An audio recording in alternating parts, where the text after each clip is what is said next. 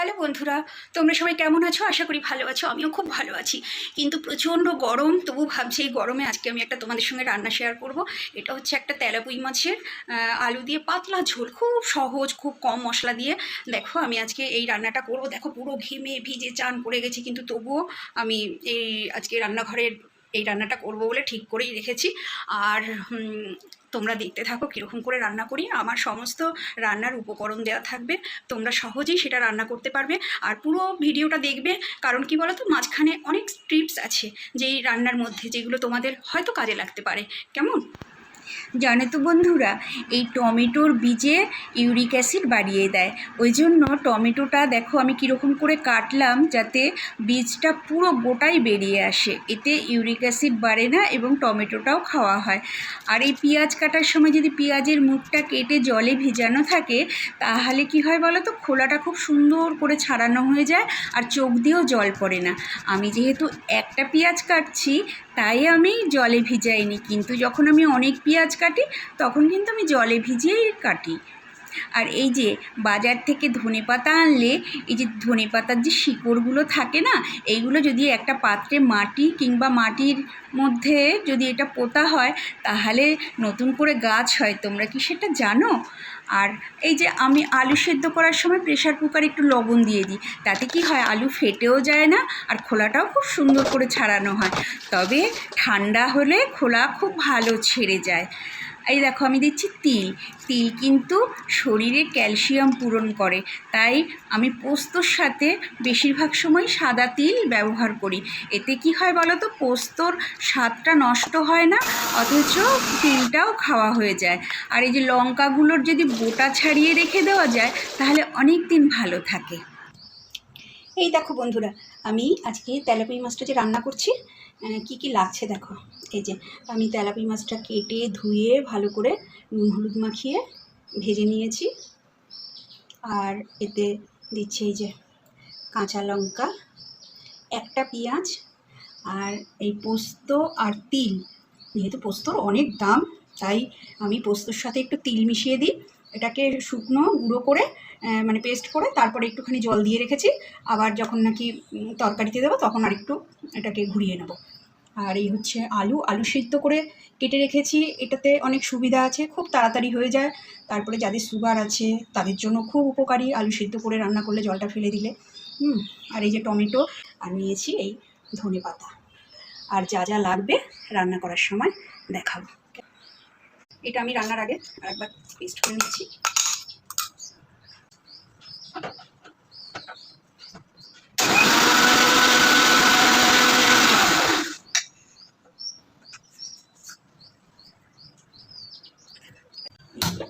Gas ধরিয়ে কড়াই বসিয়ে দিলাম। কড়াই গরম হয়ে গেছে। আমি খুব অল্প তেলে রান্না করি। এত গরমে ঘেমে যাচ্ছি, দেখো গামছা নিয়ে ঘাম মুছছি আর রান্না করছি, এত গরম। এই দেখো, রান্নাঘরে রান্না করার সময় যখন মিক্সিতে আমরা কিছু পেস্ট করে নিই, ভালো করে মুছে এইভাবে যদি আমরা ঢেকে রাখি, তাহলে মিক্সিটা একদম নতুন থাকে। তেল গরম হয়ে গেছে, আমি তেলে দিয়ে দিচ্ছি এই যে কালো জিরে। আর কালো জিরেটা একটু নেড়ে নিয়ে এতে দিয়ে দিচ্ছি এই পেঁয়াজগুলো। দেখো আমি 400 মাছ নিয়েছি, তাতে আমি ছোট্ট এইটুকু একটা পেঁয়াজ দিয়েছি। আমি মাছে সাধারণত পেঁয়াজ দিই না। পেঁয়াজ দিয়ে মাছ যে কোনো কিছু রান্না, মানে পেঁয়াজের রান্নাতে না একটু গ্যাস অম্বলটা বেশি হয়, ওই জন্য আমি যতটা পারি পেঁয়াজটা না দেওয়ারই চেষ্টা করি।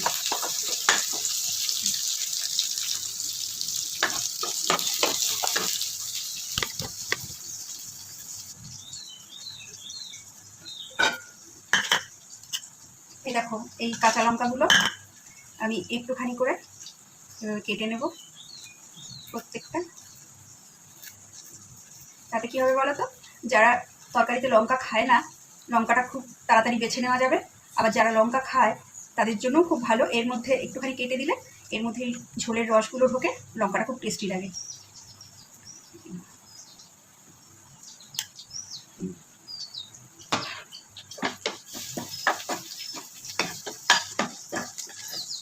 দেখো পেঁয়াজটা কিন্তু আমি পুরো ভাজলাম না, পেঁয়াজ যদি খুব বেশি ভাজা ভাজা হয় তাতে বেশি গ্যাস অম্বল হয়, কিন্তু পেঁয়াজ যদি অল্প ভাজা হয় অত ইয়ে হয় না, গ্যাস অম্বল হয় না। এই দেখো জাস্ট হালকা ভেজে নিলাম। এইবারে এর মধ্যে দিয়ে দেবো এই যে শুকনো লঙ্কা,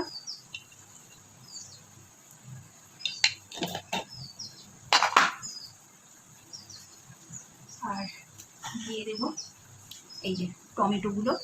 শুকনো লঙ্কাটা একটুখানি জাস্ট এই পেঁয়াজগুলোর সাথে নিয়ে নিয়ে এই টমেটোগুলো দিয়ে দিলাম।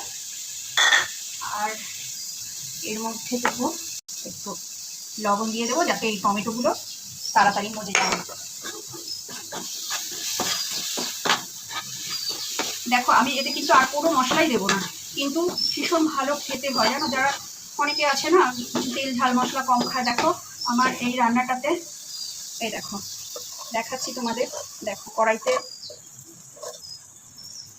দেখো কড়াইতে একটুও তেল নেই, দেখো একটুও তেল নেই কড়াইতে, দেখো দেখতে পেয়েছো? এটা ঢাকা দেবো, মজে যাবে।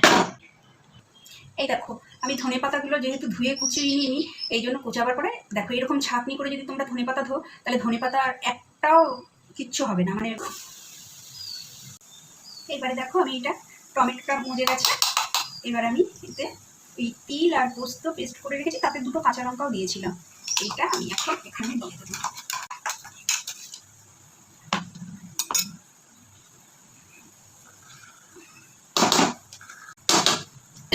এটাকে ধুয়ে জল দিয়ে দেবো।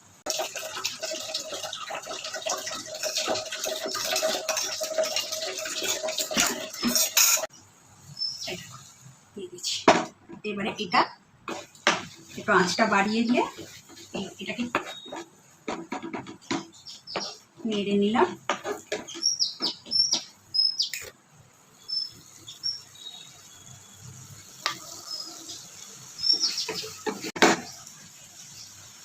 এই আলুটা যেহেতু সেদ্ধ করা, তাই আলুটা এই টমেটো কাইটা আর পোস্ত আর যেটা বেটে দিলাম তিলটা, এটা দিয়ে একটু 2 মিনিট না নাড়লে না আলুটা ভেতরে নুনটা ঢুকবে না, খেতে খারাপ লাগবে। হয়ে গেছে, এবারে জল দেব, এই জলটা দেব।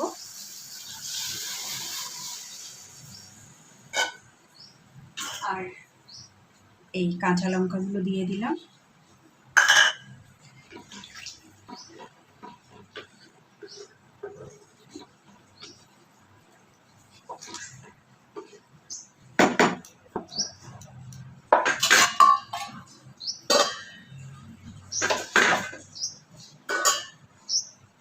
একটু ঢাকা দিয়ে দিলাম, তাড়াতাড়ি তাহলে ফুটে যাবে।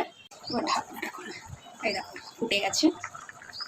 এইবারে এই মাছগুলো সব দিয়ে দিচ্ছি।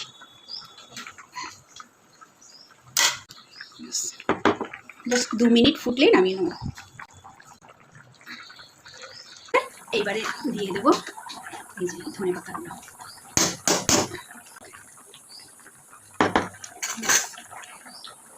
গ্যাস অফ করে দিলাম। আমার ঝোল রান্না কমপ্লিট। তেলাপুঁই মাছের ঝোল খেতে যে এত ভালো লাগে, না খেলে বুঝতে পারবে না। কি সুন্দর দেখতে হয়েছে বলো, দেখেই খেতে ইচ্ছে করছে না বলো? কত হালকা পাতলা, দেখলে কত কম মশলায় রান্না করলাম, সুস্থ অসুস্থ সবাই খেতে পারবে। দেখো আমার এই রান্নাটা যদি ভালো লাগে তাহলে তোমরা অবশ্যই করে খাবে। এখানেই আমি ভিডিওটা শেষ করছি। হ্যাঁ, যদি আমার এই রান্নাটা ভালো লাগে তোমরা অবশ্যই একটা লাইক, কমেন্ট, শেয়ার ও সাবস্ক্রাইব করতে ভুলবে না, কেমন? তোমরা সবাই ভালো থেকো, সুস্থ থেকো, কেমন? টাটা।